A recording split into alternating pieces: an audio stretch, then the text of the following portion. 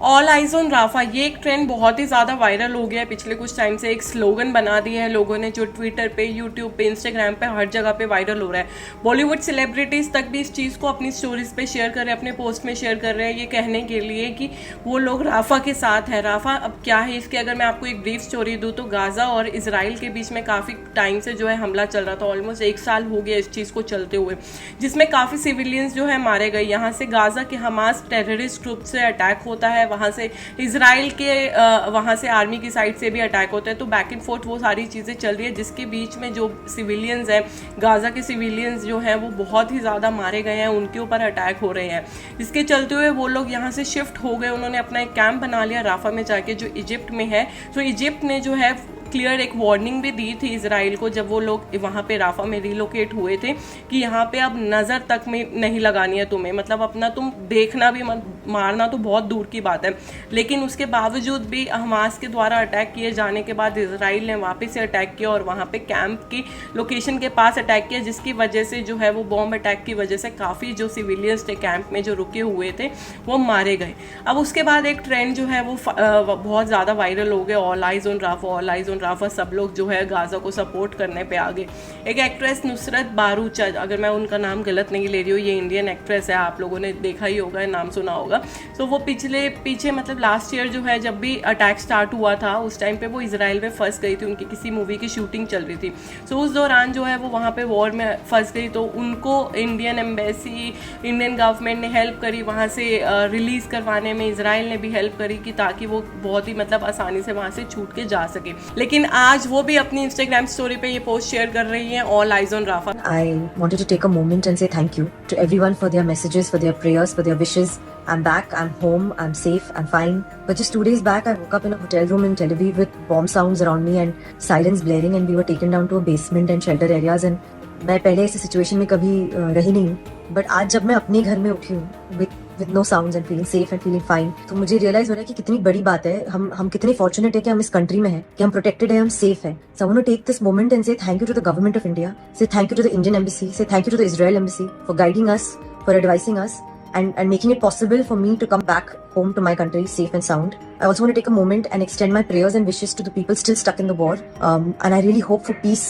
very soon. तब एक तरफ वो इजराइल गवर्नमेंट को थैंकफुल थी पिछले साल, और आज सिंस वो बहुत ज़्यादा ट्रेंडिंग हो गई है ये line all eyes on Rafah, तो वो इस चीज़ को शेयर कर रही है। तो मतलब तुम खुद समझ लो कि ये लोग को कितनी समझ है, इन गवारों को कितनी नॉलेज है कि ये सारी चीज़ें हो क्यों रही हैं। मतलब गाज़ा और इसराइल के बीच में अटैक क्यों स्टार्ट हुआ, ये वॉर क्यों स्टार्ट हुई और इसके पीछे क्या कारण है, कितने सिविलियंस मारे गए हैं, अभी तक इनको इसका XYZ नहीं पता होगा। लेकिन सिर्फ अपनी एक वर्ल्ड लेवल पे पिक्चर बनाने के लिए, हॉलीवुड में मूवीज लेने के लिए, बहुत ही सिंपैथी लेने के लिए लोगों को इनकी PR टीम इतने कमाल करती है कि इनसे इस तरीके के पोस्ट शेयर करवाती है, ताकि वो ये दिखा सके कि हाँ बॉलीवुड सेलिब्रिटीज़ जो है वो भी केयर करते हैं इन लोगों के बारे में। लेकिन इनसे ज़रा ये पूछे कि तुम वर्ल्ड लेवल पे तो अपनी केयर दिखा रहे हो, अपनी सिंपैथी दिखा रहे हो, लेकिन जो इंडियन लेवल पे है तुम्हारे हिंदू भाई बहन जो और जगहों पे फंसे हुए हैं, उनके बारे में ह्यूमैनिटी कब जागेगी तुम्हारी। बताऊं कि जो कश्मीरियों के ऊपर हिंदुस्तान की फौज जुल्म कर रही है, मैं आज हिंदुस्तान को बताना चाहता हूं कि यहां से इंतहा पसंदी उठेगी। कश्मीर में जो बदतरीन जुल्म ढाए जा रहे हैं उनके ऊपर पाकिस्तान न सिर्फ अपना असूली मौक़िफ़ लेके आए, बल्कि ये ऐवान आज एक करारदाद पास करे।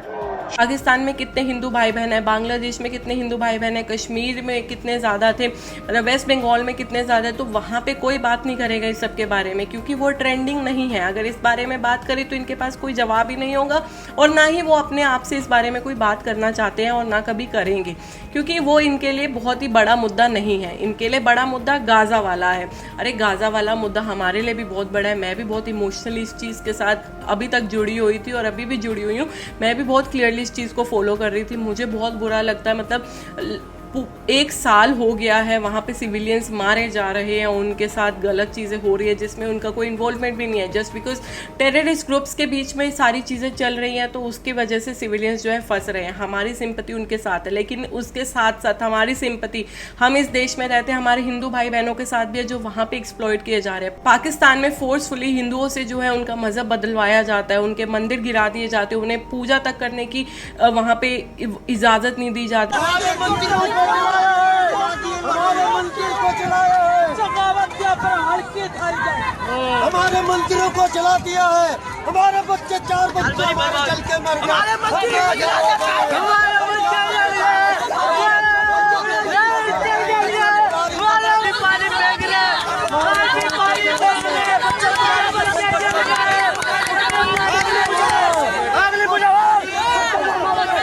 लेकिन इस बारे में कोई भी सेलिब्रिटी, कोई भी इन्फ्लुएंसर बात नहीं करेगा, क्योंकि वहाँ पे इनको रिकॉग्निशन नहीं मिलेगी ना वर्ल्ड लेवल की। अगर इस बारे में बात करी, पीछे एक कश्मीरी फाइल करके एक मूवी आई थी जिसमें बहुत ही बड़ा कश्मीर का मुद्दा दिखाया गया कि वहाँ पे किस तरीके से हिंदू लोग जो है फंसे हुए थे, कश्मीरी पंडित फंसे हुए थे और उनके साथ कितना भला बुरा होता था।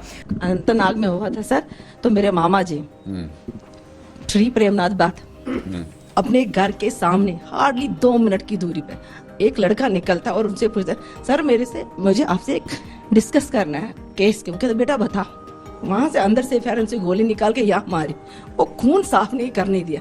वो कौन से पड़ोसी, वो कौन से इंसान, वो इंसान है। लड़कियां गिन के रखी थी, वो लड़की मेरी, वो मकान मेरा, वो औरत मेरी। आदमी को मार डालेंगे हम कैसे? हमारे माँ बाप हमें कैसे छोड़ते? मैं अपने 2nd क्लास में मेरा भाई पढ़ता था, मैं उसको ट्रक में, पड़ोसियों की ट्रक में आई हूँ। मैं भाई को नहीं छोड़ सकती यहाँ पे, उसको भी साथ लेके निकली। क्या क्या बताया इनको, कौन सा पड़ोसी, कोई निकला? उनके मस्जिदों में कोई नहीं था उनका ज्ञानवान वहाँ पर जो उनको बताए कि ये मत करो, ये गलत है। लेकिन बहुत ही गट से, बहुत ही ज़्यादा गट से मैं ये कहूँगी उस डायरेक्टर में, जो इस तरीके से आगे से बढ़ चढ़ के इस मूवी को लेकर आया और इस बारे में खुल के हर मीडिया हाउसेज में जाके बात करी। लेकिन किसी भी सेलिब्रिटी के मुंह से एक वर्ड नहीं निकला, एक अप्रिसिएशन का वर्ड ही निकला हो इस मूवी के बारे में, या कोई स्टोरी शेयर करी हो।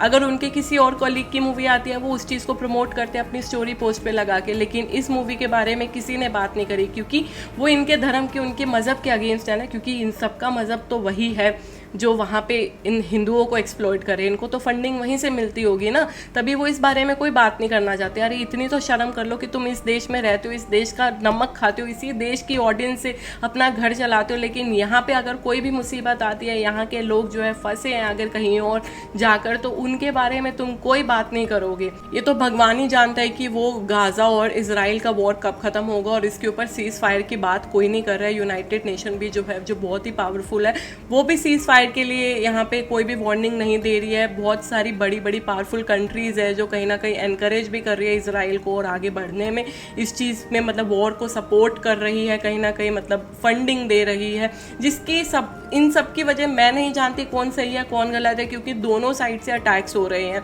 अभी एट प्रेजेंट तो।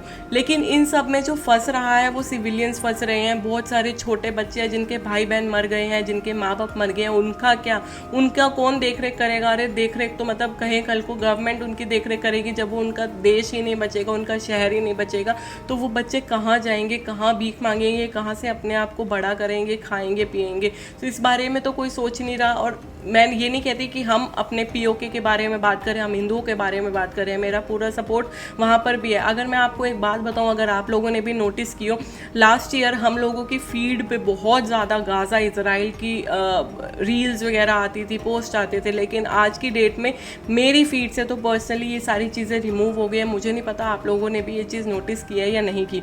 तो बहुत ही बड़ा गेम चल रहा है, बहुत ही वर्ल्ड लेवल का गेम चल रहा है, जिसमें लोगों को ये दिखाया ही नहीं जा रहा कि वहाँ के गाज़ा के लोग जो है कितना सफ़र कर रहे हैं, ताकि लोग इतनी आवाज़ ना उठाएं। एक ऐसा भी मोड़ आया था बीच में जहाँ पे ये सारी चीज़ें जो है मुझे जब दिखती थी अपनी फीड के ऊपर, तो ये सब भी बताया जाता था कि इन सब प्रोडक्ट्स की वजह से जो है इजराइल को फंडिंग मिल रही है, और अगर हम इन प्रोडक्ट्स को कंज्यूम करना बंद करेंगे तो हम कहीं ना कहीं वॉर के अंदर अपना कंट्रीब्यूशन दे रहे हैं, मतलब नेगेटिव कंट्रीब्यूशन दे रहे हैं। तो मैंने उस चीज़ में भी अपना पूरा योगदान दिया, क्योंकि हम वहाँ जाके कुछ नहीं कर सकते हैं, तो यहाँ बैठे हुए अगर हमसे कुछ हो पा रहा है तो हम उसमें पूरा अपना कंट्रीब्यूशन देंगे। लेकिन इन सेलिब्रिटीज़ का क्या कंट्रीब्यूशन है? सिर्फ एक पोस्ट शेयर करके ये लोग सोच रहे हैं कि हमने बहुत बड़ा कंट्रीब्यूशन कर दिया, हमने इस बारे में बात कर ली है, जहाँ पे इनको ये तक नहीं पता होगा कि राफा है क्या चीज़, गाजा है क्या चीज़, मतलब ये सारी चीज़ें क्यों हो रही है, इन्हें इसका कुछ भी बैकग्राउंड नहीं पता होगा कि कितना बैक एंड फोर्थ ये सारी चीज़ें चल रही है। इतने अनपढ़ गवार हैं ये लोग, बस मुंह उठाए और सारे ट्रेंड को चलते हुए ये सारी चीज़ें जो है ये पोस्ट करे जा रहे हैं, रीपोस्ट हो रही है। वो AI जनरेटेड इमेज में इतना तक भी डिपिक्ट नहीं कर रखा कि मतलब किस तरीके से वहाँ के लोग सफ़र कर ट्रेलर है उसमें कुछ भी ऐसी सफरिंग नहीं दिखाई गई। जो एक ऑल आइज ऑन राफा की एक AI इमेज है जो वो बना दी गई है, वहाँ पे क्या दिखा रहे हैं वो लोगों को, क्या जता रहे हैं, कुछ भी ऐसा डिपिक्शन नहीं है उस इमेज के अंदर जिससे सामने वाला देख के कहे कि हाँ सीरियसली ये चीज़ है जो हर्टफुल है बहुत ज़्यादा। सो हम भी इमोशनली और मोरली पूरी तरह से साथ हैं गाजा के, ऑल आइज ऑन राफा को हम भी सपोर्ट करते हैं, लेकिन उसके साथ साथ हमारा एक और स्लोगन होना चाहिए जो होना चाहिए ऑल आइज ऑन POK, क्योंकि हमारे लिए हमारे हिंदू भाई बहन भी मैटर करते हैं जो पाकिस्तान, बांग्लादेश, वेस्ट बंगाल जैसी जगहों पे फंसे हुए हैं, उस चीज़ को भी सुधारा जा सके। इंडियन गवर्नमेंट से अपील करते हैं कि किसी ना किसी तरीके से वहाँ के लोगों को निकाला जा सके, कोई भी एक ऐसा सोर्स हो जिससे उनको जो है वापस अपने देश बुलाया जा सके, क्योंकि वो पार्टीशन के समय वहाँ पर फंस गए थे और अब उन लोगों को कुछ भी ये चीज़ें समझ नहीं आ रही है कि वो वहाँ से कैसे निकल पाए और उन्हें इतना ज़्यादा एक्सप्लॉइट किया जा रहा है। जो लोग वहाँ से निकल के यहाँ आ गए थे उनके लिए हमारी सरकार ने, मोदी सरकार ने बहुत अच्छी स्कीम लागू करी है CA, जहाँ पे वो उनको परमानेंट सिटीजनशिप भी देने को तैयार है। लेकिन बहुत सारे ऐसे लोग हैं जिनको इस बारे में नॉलेज ही नहीं है, जो निकलने की उनको प्रयास करना तो बहुत दूर की बात, उन्हें यही नहीं पता कि वो निकल भी सकते हैं या नहीं निकल सकते। तो किसी ना किसी तरीके से कोई एक ऐसा मतलब जरिया बनाया जाए जहाँ पे उन तक संदेश पहुँच सके कि वो वहाँ से निकल कर अपने देश वापस आ सके। सो आज की वीडियो के लिए बस इतना ही। आई होप आपको वीडियो बहुत ज़्यादा इन्फॉर्मेटिव लगी होगी। अगर इन्फॉर्मेटिव लगी तो ऑल आइज ऑन POK को ज़रूर सपोर्ट कीजिएगा, इस ट्रेंड को ज़रूर ट्रेंडिंग बनाइएगा इंस्टाग्राम, ट्विटर वगैरह पे, ताकि इन सेलिब्रिटीज़ को भी उनका जवाब मिल सके कि नॉलेज एक्चुअल में क्या होती है और पोस्ट लगाना और सिर्फ यूं ही वायरल के साथ साथ चलना क्या होता है। तो आज की वीडियो को यहीं एंड करते हैं, मिलते हैं नेक्स्ट वीडियो में। Till then take care, bye bye.